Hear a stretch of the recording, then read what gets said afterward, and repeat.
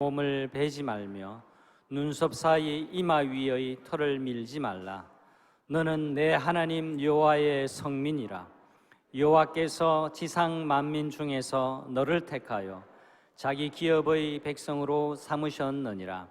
너는 가증한 것은 무엇이든지 먹지 말라. 아멘. 오늘이 5월 5일이고요. 제가 5월 2일 날 부임을 했습니다. 오늘 꼭 3년 되는 주일이네요. 3년 동안 이형섭 담임 목사에게 적응해 주시느라고 고생 많으셨습니다. 초심으로 또 부임했다라는 마음으로 열심히 또 성도님들 섬기고 목회하도록 그렇게 하겠습니다. 계속해서 기도해 주시면 감사하겠습니다.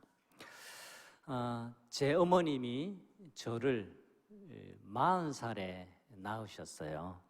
그래서 저는 형제들과 16살, 10살, 7살 차이 나는 막둥이로, 늦둥이로 그렇게 태어나고 자랐습니다. 간혹 어머니와 형님, 나이 많은 형님들이 꼬맹이였던 저에게 너 다리 밑에서 주워왔거든 하면서 이렇게 놀릴 때가 있었어요. 물론 농담이죠. 어린 마음에 그냥 하는 소리겠지 같은 그렇게 생각을 했고요. 그렇게 받아들였지만 뭔가 서운한 일이 있을 때, 가족끼리 살아도 서운한 일이 있잖아요. 또 속상한 일이 생길 때는 속으로 내가 진짜 다리 밑에서 주워온 아이가 맞나 하고 진지하게 한 2번 정도 고민한 적이 있습니다. 근데 진짜 다리 밑에서 주워왔을까? 어릴 때 그렇게 생각을 했습니다. 여러분, 저와 비슷한 경험이 있으신지 모르겠지만 자녀들에게 다리 밑에서 주워왔다 그렇게 말하면 안 돼요. 그렇게 말씀하지 마세요.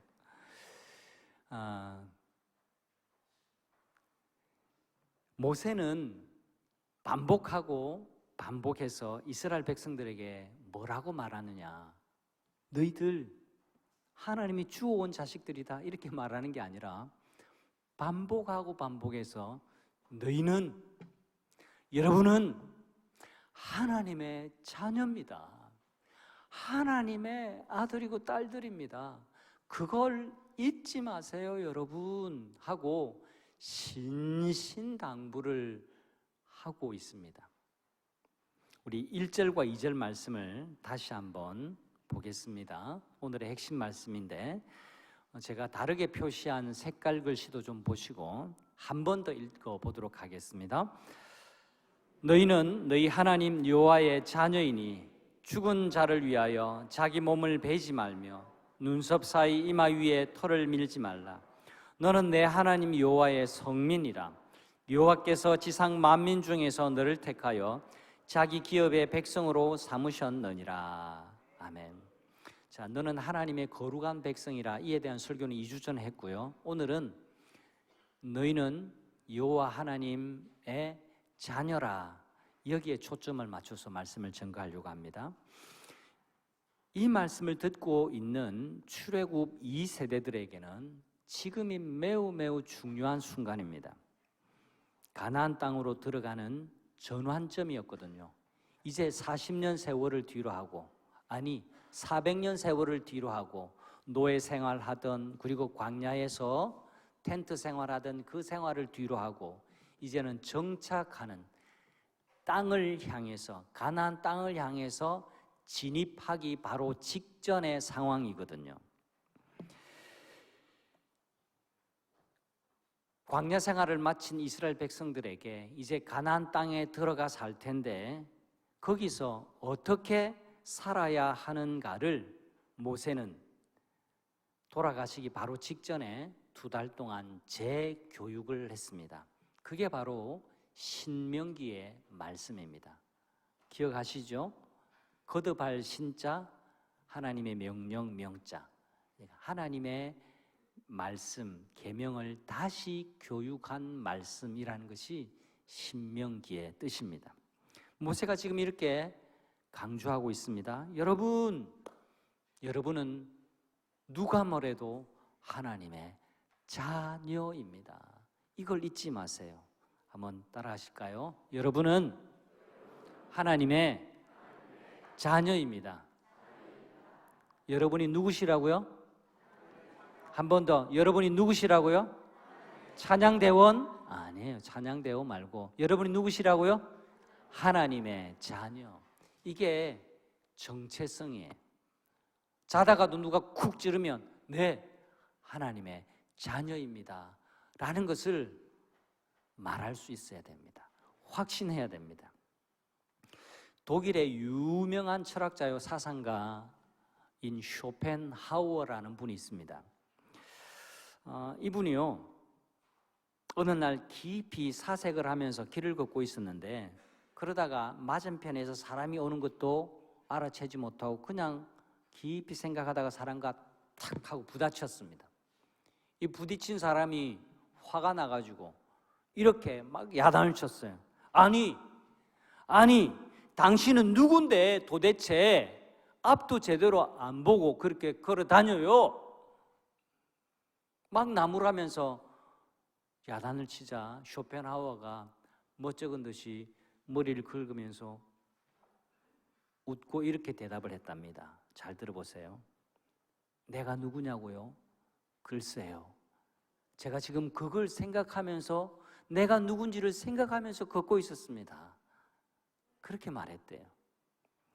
여러분, 이 이야기를 그냥 흘러듣지 마시고요. 한번 잘 생각해 보세요. 우리가 교회를 드나드는데 내가 누군지를 모르고 하나님이 어떤 분이신지를 모르면 안 됩니다.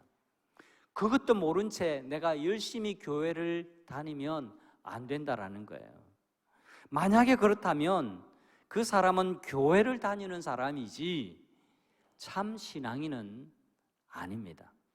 참 신앙인은 무엇보다도 하나님이 어떤 분이신지를 압니다. 알고 믿습니다. 덮어놓고 믿지 않습니다. 막무가내로 믿는 게 아닙니다. 다른 사람이 그냥 다른 종교를 믿듯이 다른 신을 믿듯이 하나님 하면서 그런 방식으로 하나님 믿는 사람이 아닙니다.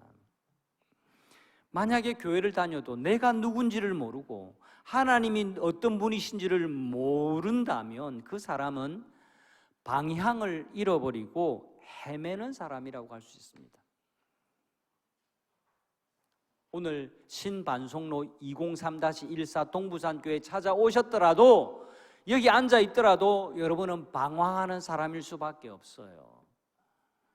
하나님이 어떤 분이신지 알아야 됩니다. 내가 누군지를 알아야 참 신앙인이 되는 거예요. 한 번 더 저를 따라해 주시면 감사하겠습니다. 방황하지 말고 여행하자. 한 번 더. 방황하지 말고 여행하자. 여러분, 방황이 있고 여행이 있습니다. 방황도 막 돌아다니는 거예요. 여행도 돌아다니는 겁니다. 그런데 방황과 여행은 완전히 다릅니다. 차이가 납니다. 방황은 내가 누군지 모르고 돌아다니고 내가 어디로 가는지 모르고 돌아다니면 그게 방황이 되는 것이고요. 여행은 내가 누군지를 알고 왜 여행하는지를 알고 어디로 가는지를 알면 그게 꽃같이 돌아다니는 것이라도 다른 겁니다. 그게 여행이 되는 겁니다. 지난주에도 우리 성도님들 가운데 여행을 다녀오신 분이 계시고 그 앞전에도 저 멀리 외국으로 다녀오신 분도 계시고 또 조금 있으면 또 외국으로 여행을 계획하고 있는 성도님이 있다라는 사실을 제가 또 듣고 있습니다. 여러분, 그분들은 자신이 누군지를 알고 그 여행에 분명한 목적이 있고 그 루트가 정해져 있고 그 이유가 있어요. 그래서 방황하고는 달라요. 여러분, 안전문자라는 게 있습니다. 우리 정부 그 행정기관에서 보낸 안전 문자가 우리 휴대폰에 다 이렇게 오는데요. 제법 많이 옵니다. 제가 헤아려 봤어요. 4월만 해도 15개를 제가 행정 문자를 받았습니다. 안전 문자. 그 중에는 비가 너무 많이 오니까 축대가 무너지니까 뭐 조심하라라든지, 그다음에 그다음에 비가 너무 많이 온다라든지 이런 것도 있고요. 황사가 너무 심하다 조심해라 이런 것도 있는데, 그 15개 중에 6개가 어떤 문자였냐니까 사람을 찾는다라는 겁니다. 그죠? 예를 들어 볼게요. 읽어 드릴게요. 기장군 주민인 이삼생시 남 72세 괄호 열고 괄호 닫고를 찾습니다. 157cm 63km, 검정상의 베이지색 하의, 검정신발 흰 마스크. 또 하나 더 있습니다. 해운대구 주민인 조정호 씨 여 83세를 찾습니다. 152cm, 백발머리, 파란 줄무늬티, 검정바지, 부산경찰청. 4건이 더 있지만 그건 좀 생략해 보도록 하겠습니다. 여러분, 이분들 안타깝지만 모두 자신이 누구인지 모르고 치매로 방황하고 계시는 분, 가족들이 못 찾아가지고 경찰청에 이렇게 신고하고 좀 찾아달라고, 주변에 있는 분 혹시 발견하면 알려달라고 지금 단체 문자를 확 하고 뿌려놓은 겁니다. 여러분, 이런 일이 없어야 되겠죠. 내가 누군지를 정확하게 알고 살아가는 것이 얼마나 중요한지를 보여주는 하나의 일예라고 할 수가 있습니다. 프랑스의 작가 라브니엘이라는 사람은 이렇게 말했습니다. 여행에는 주제와 목적도 있어야 됩니다. 주제가 없는 여행은 방황에 불과합니다. 다음 달에 여행 가는 어떤 성도님이 제게, 목사님 여행 잘 다녀오겠습니다. 잘 다녀오세요. 어디로 갑니까? 글쎄요. 왜 갑니까? 모르겠습니다. 얼마나 황당합니까? 근데 다음 달에 가실 분은 제게 분명하게 이야기했어요. 어디로 간다. 그 다음에 가서 이렇게 다닐 거고, 가는 것은 내가 이런 마음이 있다. 그게 여행이죠. 자기가 누군지, 그리고 내가 어디로 가는지, 이걸 다르게 말하면 주제와 목적을 분명히 하는 사람만이 돌아다녀도, 돌아댕겨도 그게 방황이 안 되고 여행이 되는 겁니다.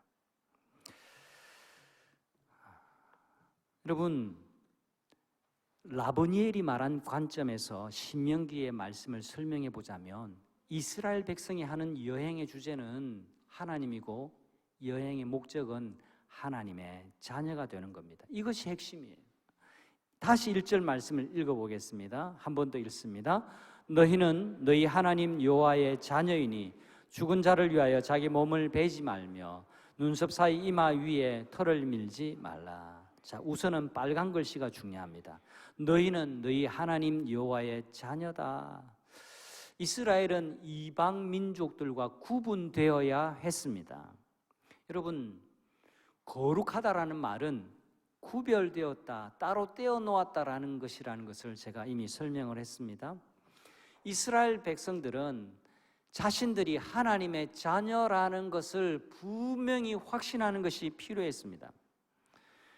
너희는 하나님의 자녀다라는 이 말을 달리 표현하자면 하나님이 너희 아버지다 이 뜻입니다. 우리 다영이가 있는데 다영이 아빠 저기 있고 엄마는 여기 있네요. 예. 다영이는 정찬욱 님의 딸입니다. 이 말하고, 그죠? 정찬욱 님은 다영이의 아빠입니다. 이 말하고 다른 말입니까? 같은 말입니까? 다르다라고 대답하신 분은 심각한 분입니다. 지금 같은 말이에요. 우리는 부모와 자녀 사이입니다. 너희는 1절 말씀 잘 보세요. 너희는 여호와 하나님의 자녀이니, 이 말은 하나님이 너희의 아버지가 되신다. 하나님이 너희를 지키는 자가 되시고 하나님이 너희를 책임지셔. 그것 잊으면 안 돼. 가나안 땅 들어가는 거 두려워하지 마. 가나안 땅에 너희가 하나님의 자녀라는 것을 기억하고 살아야 돼. 그렇게 말씀하는 겁니다. 다시 한번 1절 봅니다. 너희는 너희 하나님 여호와의 자녀이니. 자, 우리 빨간 글씨만 다시 한번 읽겠습니다. 시작. 너희는 너희 하나님 여호와의 자녀이니. 우리가 하나님 아버지의 자녀라는 정체성을 가지고 살아야 한다라고 모세는 거듭 강조하고 있습니다. 그러면 그 의미가 무엇일까요? 내가 하나님의 자녀다라고 하는 그 말씀의 의미 말입니다. 한 주간 묵상한 신명기의 말씀을 따라서 우리가 한번 생각을 해보겠습니다. 첫째 의미는 세상을 닮지 말고 너답게 살아라라는 그런 뜻이에요. 여러분, 이 당시 이방인들은요, 죽은 사람들을 위한 애도의 표시로 자기 몸을 칼로 자해를 하고 피를 흘리고 이렇게 상처를 내는 것이 매우 일반화된 풍습이었습니다. 또 가까운 사람이 죽으면 자기 머리를 이렇게 칼로 밀어버리는 거예요. 머리털이 이렇게 이쁘게 자란 사람도 이렇게 확 밀어버려서 보기 흉하게 그렇게 만들었다라는 겁니다. 그게 풍습이라는 겁니다. 이런 풍습이 생겨나게 된 이유가 있습니다. 그 이유는 사람이 죽었을 때 칼로 이 몸을 자해해서 피를 흘리게 하지 않고 머리를 이렇게 밀지 않으면 망자의 영혼이 살아있는 사람을 괴롭히고 해코지한다라는 미신의 지배를 받았기 때문에 이 가나안에 살던 원주민들은 그렇게 했습니다. 그래서 가나안 땅에 들어가기 전에 너희는 그렇게 하면 안 돼. 너희는 그 가나안 사람들의 풍습을, 그 세상을 닮지 말고 나를 닮고 살아야 돼 라고 하나님께서 지금 말씀하고 있는 겁니다. 여러분, 이게 뭐 특별한 얘기가 아닙니다. 우리나라를 한번 생각해 보세요. 요즘은 아파트 생활 문화라서 많이 줄어들었습니다만, 제가 어릴 때만 해도 주택 문화, 시골만 해도 여러분, 문 앞에 음식 이렇게 나와 있는 거, 그 귀신이 먹고 가라고 그런 거 많았습니다. 그리고 기분 나쁜 일이 생기고 또 부정 탔다고 생각하면 다영아, 소금 한 바가지 가져와 해가지고 소금 막 문 앞에다가 뿌립니다. 그런 거 어릴 적 본 적 있으시죠? 뿌려도 봤죠? 부정 탄다고 귀신이 못 오게 소금을 뿌리고 그런 겁니다. 그리고 우리가 뭐 어디 나들이를 가거나 또 시골에 퇴마루에 앉아서도 뭐 먹기 전에 한 숟갈 퍼가지고 고시래 하고 이렇게 한 숟갈 합니다. 고시래 안 해요. 고시래 하신 분 오늘 밥 2그릇 드시기를 바랍니다. 고시래. 이게 뭐냐니까 부정 타지 말고 귀신 이거 먹고 좀 떨어져 나가 주세요 라고 하는 그 풍습이 이 미신에서부터 나와서 우리가 진짜 그 귀신을 믿든 안 믿든 우리가 하나님을 섬기는 것처럼 귀신에게 맨날 예배하든 안 하든 그게 문화로 나타나가지고 생활 습성에 배이는 거예요. 그것처럼 가나안에 들어가서는 너희가 가나안 그 땅에 살게 될 건데 그쪽 풍습을 따르지 말고 너희가 하나님의 자녀니까 하나님 닮고 살아야 돼. 세상을 닮아가지 마. 그렇게 말씀하는 겁니다. 가나안 땅에도 많은 미신적인 행위가 돌아다녔습니다. 그래서 하나님은 당부하시는 겁니다. 이스라엘 백성들이 죽은 자의 영혼을 두려워하거나 우상을 숭배하지 않도록 이와 같은 애도 행위를 금지하셨어요. 여기서 핵심은 세상이 두렵다고 세상을 닮아가지 마라. 세상의 풍습이 만연했다고 나도 그 세상에 휩쓸리지 말라라는 겁니다. 너는 하나님의 자녀야. 너 세상 풍습에 안 따라가도 돼. 내가 너 지킨다. 너 하나님의 자녀야. 내가 너를 지켜주고 내가 너를 보호해 주니까 너는 나를 의지해. 망자의 영혼 두려워하지 마라. 내가 너를 보호한다. 이렇게 말씀하는 겁니다. 성도 여러분, 우리 모두 세상을 살아가고 있습니다. 우리가 이미 종교가 기독교라고 해도 우리가 직장 가고 일상생활 살다 보면 이 세상의 풍습이 우리의 정신을 혼미케 하는 경우가 많습니다. 이건 성경적인 내용도 아닌데 이 세상 하는 것처럼 그렇게 따라가는 경우도 없잖아 많이 있습니다. 교회를 다니는 사람 중에도 저만 보러 갈까 이렇게 생각하는 사람 수도 없이 많다라고 제가 말씀을 드렸죠.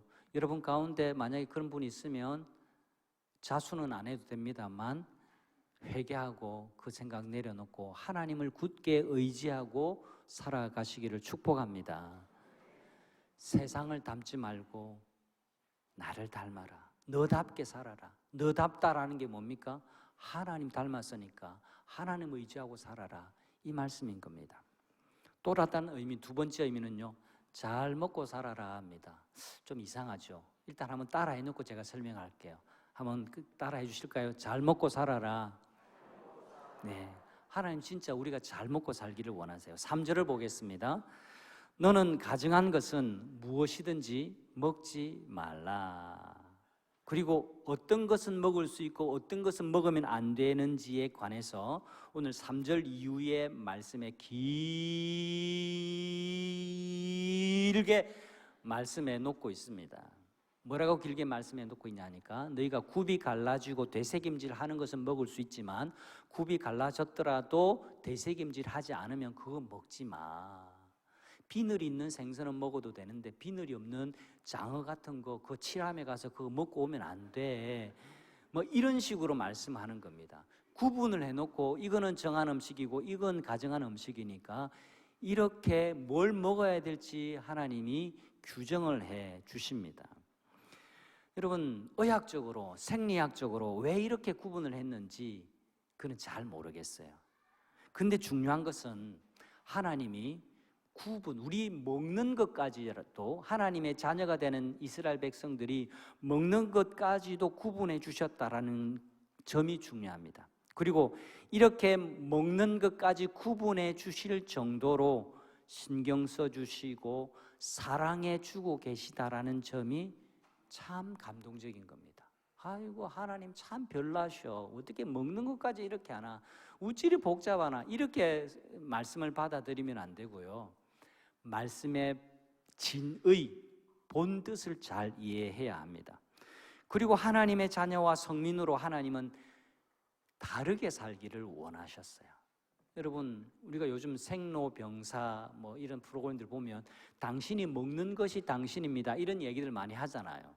여러분 건강한 먹거리 먹으면 건강해지고요, 건강하지 않는 정크푸드 이런 거 먹으면 우리 몸이 자꾸 성인병, 성인 안 돼도 자꾸 성인병이 걸려요. 그러지 말고 잘 먹어야 된다는 것을 이야기하는 겁니다. 예를 제가 한번 이렇게 들어볼게요. 자, 오늘 제목이 여러분은 하나님의 자녀입니다입니다. 하나님의 자녀가 되는 이스라엘 백성들에게 먹는 것까지도 구분해 주시고 잘 먹어야 돼 이렇게 말씀하시는 이유가 있어요. 더 쉬운 방식으로 제가 한번 설명을 해보겠습니다. 저희 집에 아들이 둘이 있는데 이제는 다 장성을 해서 집에 잘 살지도 않습니다만 어릴 적에 두 아이 중에 한 아이는 좀 독특했습니다. 두 아이 중에 누군지는 제가 비밀로 하겠습니다. 그 아이도 프라이버시가 있으니까. 두 아이 중에 한 아이는요 유독 아무거나 집어먹었어요. 땅에 떨어진 것도 엄마 아빠 볼 틈도 없이 빛의 속도로 가가지고 막 집어먹고 막 그랬습니다. 여기 엄마들 아빠들 많이 계시는데 아기가 그렇게 하면 어떻게 합니까? 어이구 잘 주워 먹네, 많이 먹어 많이 먹어 이렇게 하시나요? 에이 지지 안 돼 많이 안 더러워도 일단 땅에 떨어진 것은 먹이고 싶지 않은 게 엄마의 마음이죠. 여러분 아무거나 집어 먹으면 안 돼요. 술도 담배도 마약도 건강에 안 좋은 것도 아무거나 집어 먹으면 안 돼요. 그게 지옥 갈 문제라서가 아닙니다. 여러분에게 안 좋아서 그런 거예요. 우리 잘 먹어야 되는 겁니다. 잘 먹어. 말씀드리지만 생리학적으로 의학적으로 왜 이렇게 구분하셨는지는 잘은 몰라요. 중요한 것은 우리가 잘 이해가 안 돼도 순종하고 따르는 것이 중요합니다. 근데 신약에 와서는 이런 음식의 구분이 따로 필요하지 않습니다. 구약에는 율법을 지키는 것으로 또 육체적인 할례를 받은 것으로 하나님의 백성인가 아닌가를 구분하지만 신약에서는 그게 아니라 예수 그리스도 십자가의 죽으심과 부활을 믿느냐 안 믿느냐에 따라서 믿음으로 하나님의 백성이 되느냐 안 되느냐 그렇게 되기 때문에 더 이상 이런 구약의 음식 규례가 더 이상 우리를 지배하지 않습니다. 신약에서는 아무거나 먹어도 됩니다. 그래서 여러분 칠암 자주 가셔도 됩니다. 그죠? 삼겹살 많이 드셔도 됩니다. 괜찮습니다. 그런다고 아무렇게나 먹어서는 안 됩니다. 신약의 관점에서는 이 오늘 너희가 정한 것을 먹고 가정한 것을 먹지 말라, 이것을 신약의 관점으로 한마디로 말하면 잘 먹고 살아야 된다, 이 말씀이에요. 그런데 이 말씀도 풀어서 다시 한 번 더 설명해야 됩니다. 이것은 고단백, 고영양가, 그 다음에 가격이 높은 고가의 음식을 너희들이 먹고 살아야 된다, 그걸 말씀하는 게 아닙니다. 그럼 잘 먹고 살아야 된다라는 것을 고린도전서 10장 31절에 이렇게 말씀하고 있습니다. 다 같이 읽어봅니다. 먹든지 마시든지 무엇을 하든지 하나님의 영광을 위해서 하라. 아멘. 믿습니까? 이렇게 사시기를 바랍니다. 먹든지 마시든지 무엇을 하든지 하나님의 영광을 위해서 먹고 마시는 사람이 잘 먹는 사람입니다. 그런데 아무리 잘 먹고 아무리 먹어도 지 욕망을 위해서 열심히 먹고 마시는 사람은 그게 잘 먹는 게 아니라는 겁니다. 여러분, 요즘도 가나안 농군학교가 있기는 한데요, 김용기 장로님 참 선각자죠. 제가 청년 때에 우리 가나안 농군학교 가서 훈련 받고 오고 막 그랬습니다. 근데 가나안 농군학교 가서 받는 훈련 중에 하나가 먹을 때에 정신 차리고 먹는 겁니다. 그리고 바른 정신으로 먹는 겁니다. 감사하면서 먹는 건데 먹을 때마다 구호가 있어요. 먹기 위해 먹지 말고 일하기 위해 먹자. 우리 오늘 다음 세대 청년 비롯해서 우리 중고등부만 같이 한번 저를 따라해 주세요. 먹기 위해 먹지 말고 일하기 위해 먹자. 오늘 점심도 특식 먹을 때 꼭 그렇게 하고 드시기를 바랍니다. 먹기 위해 먹지 말고 일하기 위해 먹자 하고 그렇게 딱 먹어요. 얼마나 훌륭한 구호인지 몰라요. 여러분, 먹기만을 위해서 먹는 사람 그 보람 없습니다. 근데 내가 왜 먹는지, 아까 여행과 방황의 차이처럼 내가 왜 먹는지를 분명히 하고 먹는 사람은 복된 겁니다. 아무리 소박한 거 먹어도요, 그 음식이 단 음식이 될 겁니다. 그 음식이 가치를 발휘할 겁니다. 여러분, 아무리 비싸고 아무리 좋다고 하는 음식 먹어도 그 음식 먹고 아무런 보람된 일을 하지 않으면 그것 뒤로 나오는 거는 똑같아요. 아무 소용이 없어요. 너희는 하나님의 자녀다. 내 자식들이야. 그러니까 잘 먹고 살아라. 그렇게 말씀하시는 거예요. 세 번째, 아버지 하나님을 닮고 살아야 된다라는 그 뜻입니다. 여러분, 하나님은요 항상 약한 자의 편이십니다. 그래서 구약에 마치 노래처럼 되어 있는 게 있습니다. 고아와 과부, 나그네의 하나님. 하나님이 율법의 말씀을 주시는데 너 짐승 잘 잡아야 돼, 제사 잘해야 돼, 노래 잘해야 돼, 이걸 강조하시는 게 아니라 진짜 금식은 가난한 자, 고아, 과부를 돌보는 것이 진짜 금식이다. 그냥 밥 굶는 게 금식이 아니다. 이렇게 말씀도 하셨어요. 하나님이 고아와 과부, 그러니까 그 당시에 가장 어려운 사회적 약자가 바로 고아와 과부가 나그네입니다. 오늘날은 또 좀 더 확대해서 생각할 수 있겠죠. 이런 사회적인 약자 편에 계신 분이 우리 하나님이십니다. 어제 본문인 큐티를 매일매일 하고 계실 줄로 제가 믿고요. 어제 본문인 신명기 15장에는 이런 말씀이 있습니다. 4절, 5절 그리고 6절의 말씀을 제가 읽어드릴게요. 빨간 쪽으로 표시한 게 있습니다. 1, 2, 3절은 뭐냐니까 너희 안식년 때는 너희 그때가 면제년이야. 너희에게 빚진 사람이 있으면 그 면제년에는 면제해 줘라. 빚을 새가 용어가 실수할 뻔했습니다.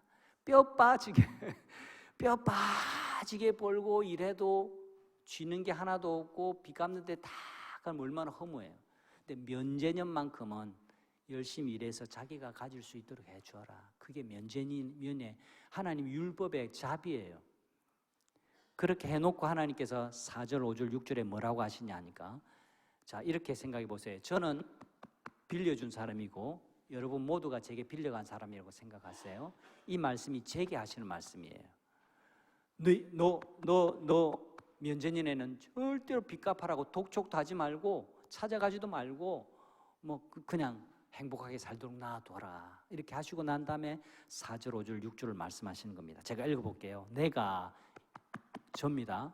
돈 빌려준 사람. 내가 만일 내 하나님 여호와의 말씀만 듣고 오늘 내가 내게 내리는 그 명령을 다 지켜 행하면 내 하나님 여호와께서 내게 기업으로 주신 땅에서 내가 반드시 복을 받으리니 너희 중에 가난한 자가 없으리라. 이렇게 약속해 주셨어요. 그 다음 구절. 내 하나님 여호와께서 내게 허락하신 대로 내게 복을 주시리니. 이게 내는 누구예요? 빌려준 사람, 사회적 약자를 돌보고 있는 사람. 내가 여러 나라에 구워줄지라도 너는 꾸지 아니하겠고 내가 여러 나라를 통치할지라도 너는 통치를 당하지 아니하리라. 안식년, 면제년에는 빚을 독촉하지 말고 면제해 주라는 말씀이에요. 빚을 지는 사람에게 자비를 베풀고 기다려주고 넉넉한 마음으로 대해주라는 말씀입니다. 하나님은 참 좋으신 분이세요. 여러분 믿으십니까? 하나님은 참 좋으신 분이세요. 하나님 이 땅에 가난이 없어지기를 원하시는데 넉넉한 사람을 통해서 가난하고 어려운 사람을 축복하기를 원하세요. 그게 하나님의 마음이에요. 그러면 하나님이 축복을 베푸는 그 사람에게도 복을 넘치게 해주겠다고. 네가 손해보는 게 아니야. 너 손해없게 할게 라고 약속을 해주시는 겁니다. 내게 복을 주겠다. 내가 반드시 복을 받을 것이라. 이렇게 약속, 보증하고 계세요. 하지만 왜 오늘날 같이 이렇게 풍요로운 세대 속에서도 가난한 사람, 사회적인 약자들이 생길까요? 그건 인간이 그 뜻을 따라가지 못해서 그렇습니다. 가진 사람은 더 많이 가지기를 원해요. 이 욕망이죠. 가져도 더 많이 가지고 싶어요. 또 반대로 그러면 못 가진 사람은 정당하고 못 가진 사람은 정말 다 정의로운 분일까요? 그렇지도 않아요. 빚을 지면 떼어 먹고 싶어요. 막 오리발 내놓고 싶어요. 그게 죄인된 속성입니다. 이 세상에 죄인들이 다 그렇다라는 거예요. 가진 자든 가지지 못한 자든 다 그런 죄성 속에 있기 때문에 이 풍요로운 세상에 여전히 가난하고 약한 사람이 있게 되는 겁니다. 말씀을 맺으려고 합니다. 하나님이 이스라엘을 자녀로 택하시고 기대하는 게 있습니다. 그들이 제사장의 나라가 되는 겁니다. 제사장 나라가 뭐냐? 가운 입고 특별한 모습이 달라지는 그런 나라가 아니에요. 하나님의 복과 은혜를 흘러보내는 사람들, 그 사람들이 제사장 나라입니다. 제사장이 뭐 하는 겁니까? 하나님과 백성들을 이어주는 사람이 제사장이에요. 하나님의 기대는 우리가 다른 사람에게 축복이 되는 겁니다. 나만을 위해 사는 게 아니라 다른 사람에게 축복이 되고 다른 사람에게 격려가 되고 다른 사람에게 행복이 되게 하는 것, 이게 하나님의 자녀의 모습이라는 겁니다. 우리가 하나님의 자녀라는 말은 그냥 해보는 소리, 그냥 멋있으라고 해보는 종교적인 그냥 그런 용어가 아닙니다. 놀라운 축복이고 약속입니다. 한번 마지막으로 합시다. 나는 하나님의 자녀입니다. 여러분 진짜 믿으십니까? 확신하시고 살아가시기를 바랍니다. 나 자신이 하나님의 자녀, 하나님의 아들이요 딸이라는 것을 잊지 마시기를 바라고 확신하시고 주장하고 살아가는 이 한 주간을 사시는 성도님들이 다 되시기를 우리 주님의 이름으로 축복합니다. 아멘. 우리 함께 또 결단하면서 찬